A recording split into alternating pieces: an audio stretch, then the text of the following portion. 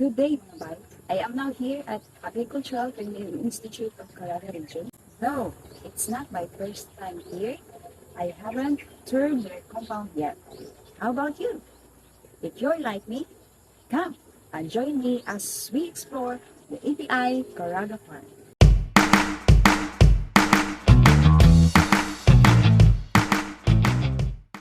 This pavement is leading to their poultry farm. Before we reach there, we can pass their meat processing hub and the gazebo hut between the two big fish ponds.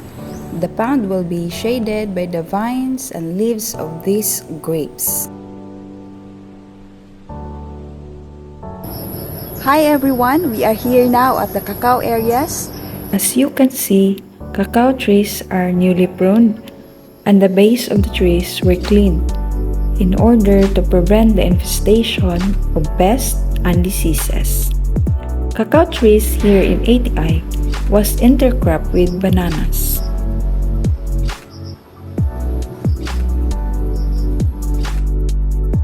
I was amazed by how they planted the dragon fruit. They let this plant grow with kamunggay as support and also serves as somehow fence and hedges. Lots of ripe fruits also, some were eaten by birds maybe. As you enter the ATI compound, you will see the rice fields. The ATI adopted the palayamanan. Palayamanan is a term coined for the words palayan means rice field and kayamanan means wealth, which refers to a field where more wealth is created based on rice as well as some other crops. And I am back! I am now here in their palayamanan. On my left is the rice field and behind me is the vegetables for additional income. We are now here in the rabbit tree area. Under the shade of the trees, they have few rabbits in a cage.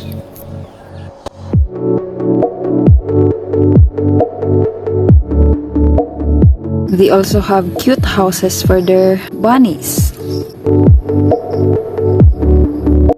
At the opposite side of the farm, they have goat house, but they only have one smiling goat. And now we are here at the poultry production.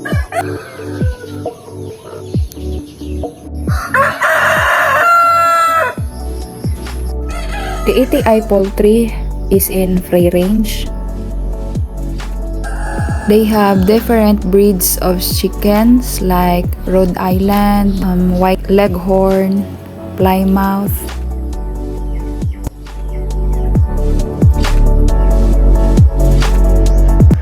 They also have ducks raised near the pond.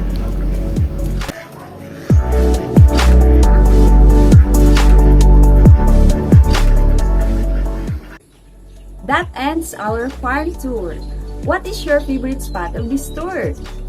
I would appreciate if you drop a comment about your thoughts.